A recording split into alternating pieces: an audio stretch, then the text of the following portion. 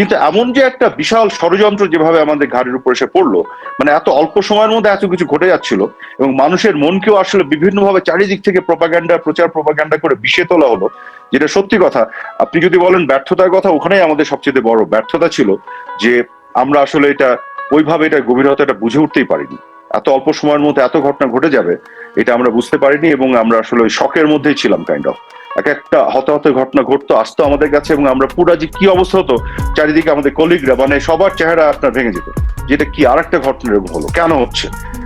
দেখুন, আমি যেটা বলছি সেটা হচ্ছে যে গভীর ষড়যন্ত্র হয়েছে, সেটা আমরা বুঝতে পারিনি ওইভাবে। তো গভীর ষড়যন্ত্র তো আর সাধারণ জনগণ করে নাই, যে জনগণের সাথে বিচ্ছিন্নতার কারণে আমরা এটা বুঝতে পারছি না। জনগণও তো ধোকার মধ্যে পড়ে গিয়েছে।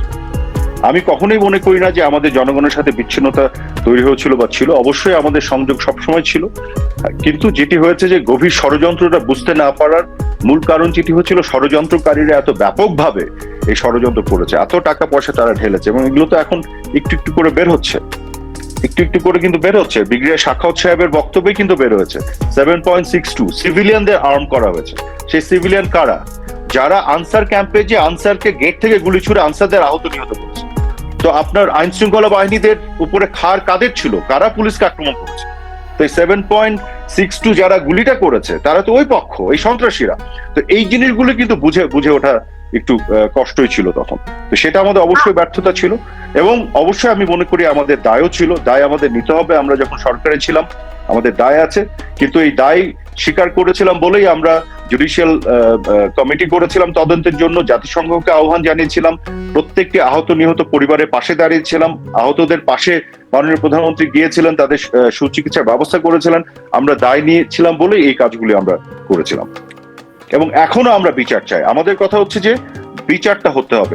আমরা যে জুডিশিয়াল কমিটি করেছি সেই জুডিশিয়াল কমিটি ভেঙে দিয়েছে ইউনূস সরকার। কেন? এখন পর্যন্ত তারা কোনো কমিটি করেনি তদন্তের জন্য। জাতিসংঘকে যে আমরাই তো ডেকেছিলাম, তারপরে যাই হোক তারাও ডাকতে বাধ্য হলো, কিন্তু এখন জাতিসংঘকে তারা তথ্য দিচ্ছে না। আপনি কিছুদিন আগে দেখেছেন, রিপোর্ট হয়েছে জাতিসংঘ কিন্তু খুবই, তাদের যে ফ্যাক্ট ফাইন্ডিং টিম কিন্তু খুবই হতাশ যে তারা কোনো কোঅপারেশন পাচ্ছে না। তো কেন এটা হচ্ছে বলেন? মাঝখান দিয়ে আবার কি হলো যে ইনডেমনিটি দিয়ে দিল। কেন ইনডেমনিটি? আমরা তো সকল হত্যাকাণ্ডের বিচার চেয়েছিলাম। আপনি আমাকে বলেন যে এই 5 তারিখে পরে যে ঢাকা ইউনিভার্সিটির তোফাজ্জল, বা আপনার জাহাঙ্গীরনগরের যে শামীম, বা রাজশাহী ইউনিভার্সিটির মাসুদ, বা এই যে কিছুদিন আগে রায়হান এবং মাসুদ রানা যারা জয় বাংলা লিখেছিল, একজন রেকর্ড করেছিল, কুপে মেরে ফেললো, এগুলো দায় নিবে ইউনূস সরকার? গোয়েন্দা তো আসলে এইভাবে কাজ করে না যে পুরো পরিস্থিতি নিয়ে। হ্যাঁ, একটা তো ছিল, আমাদের তো গোয়েন্দা সংস্থাগুলো তো জানাচ্ছিল যে আমাদের একটা মিটিংও হয়েছিল স্বরাষ্ট্র মন্ত্রণালয়, আমি সেই মিটিং এ ছিলাম। এটা আরো আপনার অগস্টের শুরুতে মনে হয়, বা জুলাই শেষের দিকে, যেখানে কিন্তু প্রতিবেদনগুলো দেওয়া হয়েছে যে যেভাবে মানে আপনার ইভেন ঢাকা থেকে চিটাগং এ যে তেলের যে ট্যাঙ্ক বাহী যে গাড়িগুলো সেগুলোকে আক্রমণ করা হয়েছে, তেলের যে বিভিন্ন ডিপোগুলো সেগুলো আক্রমণ করা হয়েছে, জেলের মধ্যে জেল ব্রেক করে ঢুকে জঙ্গিদের বের করে নিয়ে আসা হয়েছে 800 কয়েদি।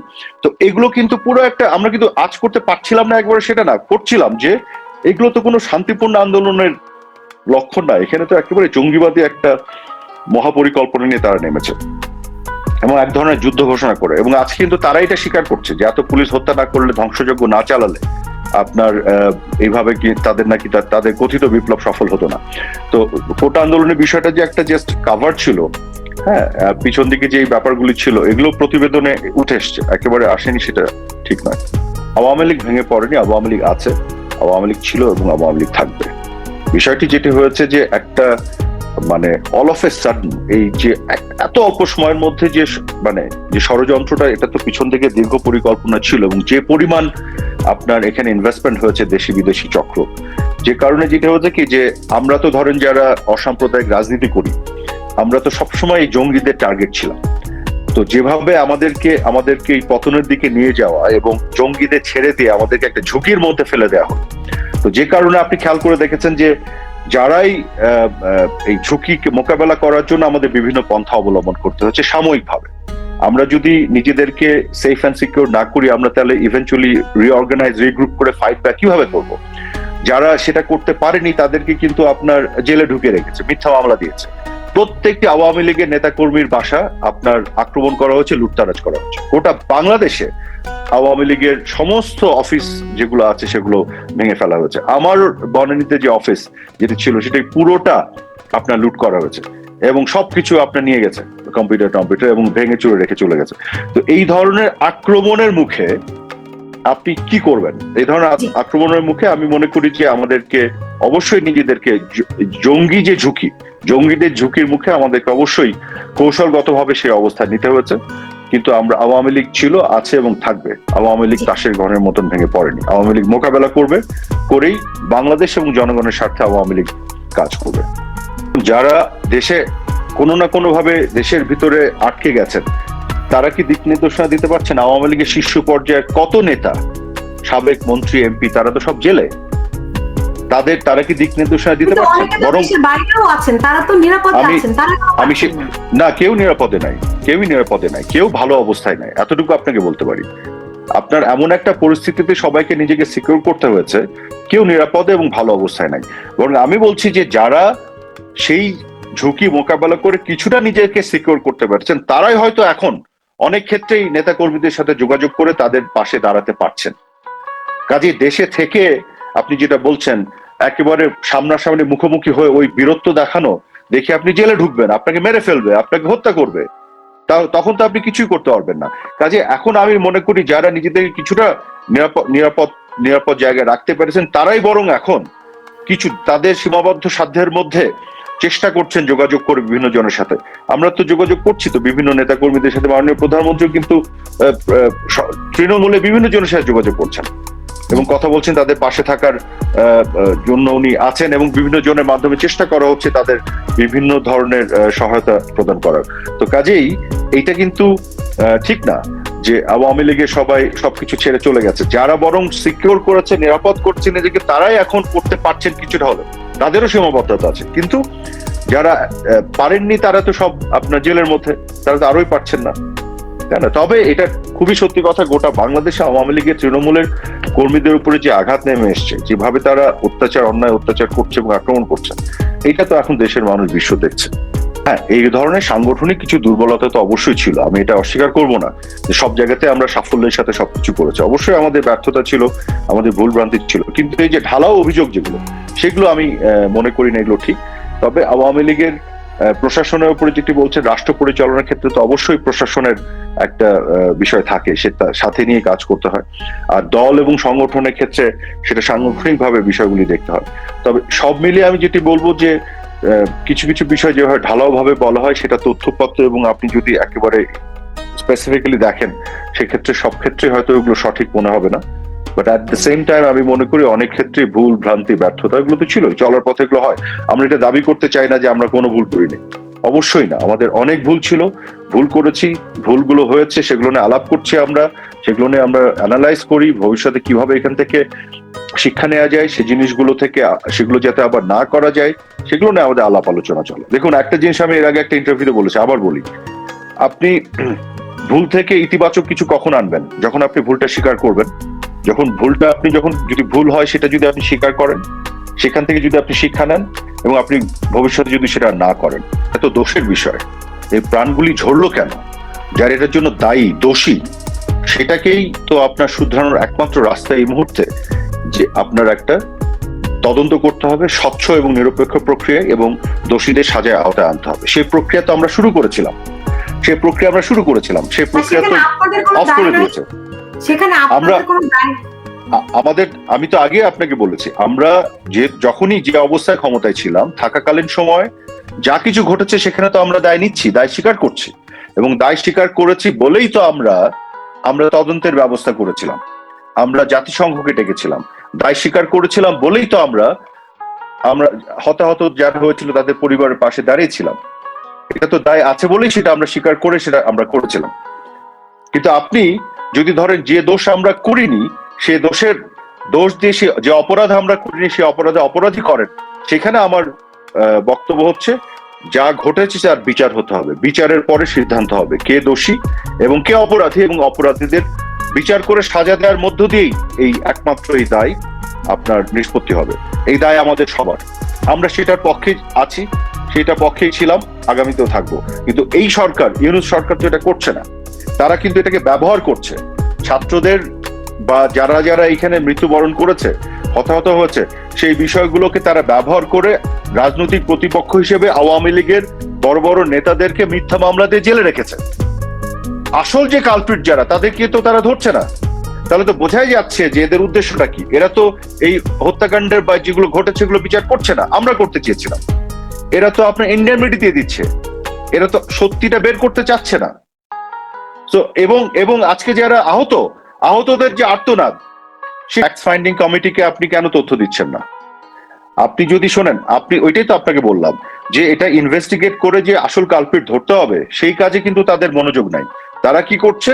রাজনৈতিক প্রতিপক্ষ হিসেবে শেখ হাসিনার পিছে লাগছে, বা আওয়ামী লীগের নেতাদেরকে ধরে এনে আপনার জেলে ভরে রাখছে।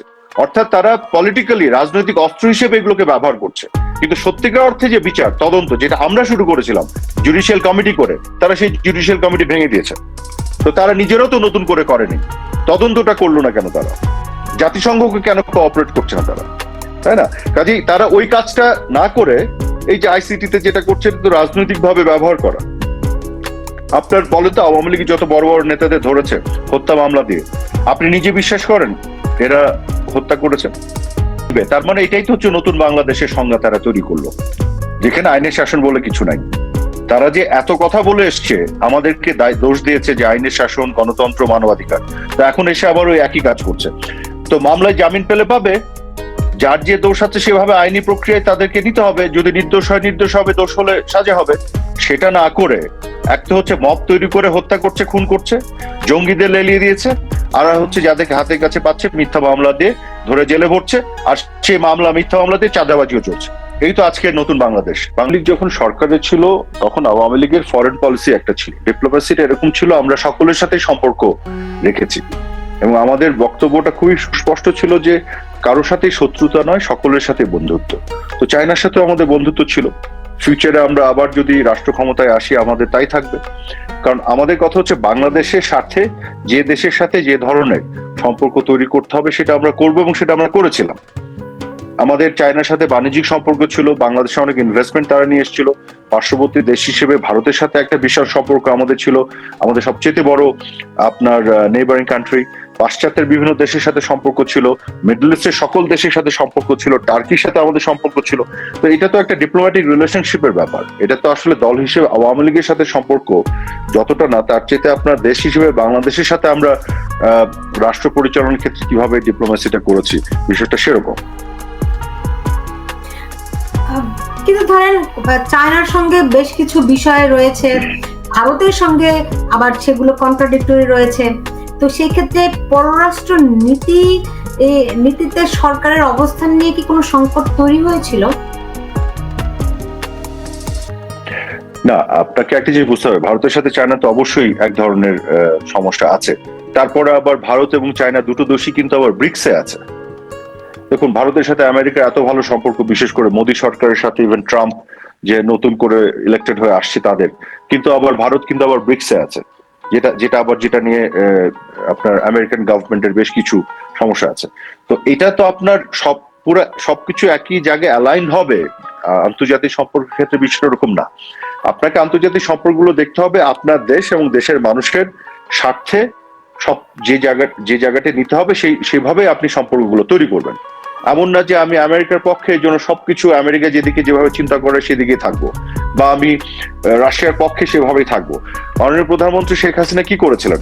ভারতের সাথে চমৎকার সুসম্পর্ক রেখেছিলেন এবং ভারতের সাথে দীর্ঘদিনের অনেক সমস্যার সমাধান করেছিলেন। ল্যান্ড বাউন্ডারি এগ্রিমেন্ট থেকে শুরু করে বিভিন্ন ধরনের সমস্যা যেগুলো আমাদের ছিল, উনি সমাধান করেছিলেন। কিন্তু ছিটমহল যে বিষয়গুলি, but at the same time চায়নার সাথে সম্পর্ক রেখেছিলেন, আমেরিকার সাথে আমাদের সম্পর্ক ছিল। ওদিকে আমরা রাশিয়া থেকে আবার নিউক্লিয়ার পাওয়ার প্ল্যান্ট আমরা বানিয়েছিলাম। তো ইউরোপের বিভিন্ন দেশের সাথে সম্পর্ক, মিডল ইস্টের সাথে আমাদের গভীর সম্পর্ক তৈরি হচ্ছিল, কাতার, সৌদি আরব, ইরান এবং তুরস্ক। সেগুলো তো আমাদের ছিল। কাজে এটা তো একটা বিগার পিকচারে বাংলাদেশের স্বার্থকে সামনে রেখে না। যেটা হয়েছে যে আমেরিকার গভর্নমেন্টের সাথে সবসময় আমাদের ভালো সম্পর্ক ছিল। যেটা হচ্ছে এখানে অ্যাম্বাসিতে অনেকেই ধরেন বিভিন্ন ধরনের আমাদের আভ্যন্তরীণ রাজনীতির মধ্যে যখন নাক গলানো কথাবার্তা বলতো, তখন সেগুলোকে প্রতিবাদ করা হতো। বিষয়টা এরকমই ছিল। তারা তো বিভিন্নভাবে আমাদের আভ্যন্তরীণ রাজনীতিতে আপনার ইন্টারভিন করার চেষ্টা করতো, সেখানে আমাদের বিভিন্ন বক্তব্য আসতো। কিন্তু আপনি যদি রিলেশনশিপের জায়গাটা দেখেন, কোনো কিছু তো বন্ধ হয়নি, সবকিছু তো কিন্তু চলেছে। এক্সপোর্ট ইম্পোর্ট থেকে শুরু করে সব ধরনের বিষয়গুলি, বা আমাদের অ্যাম্বাসিগুলোর মধ্যে যোগাযোগ, এবং সবগুলোই তো ছিল। সেগুলো প্রগ্রেসও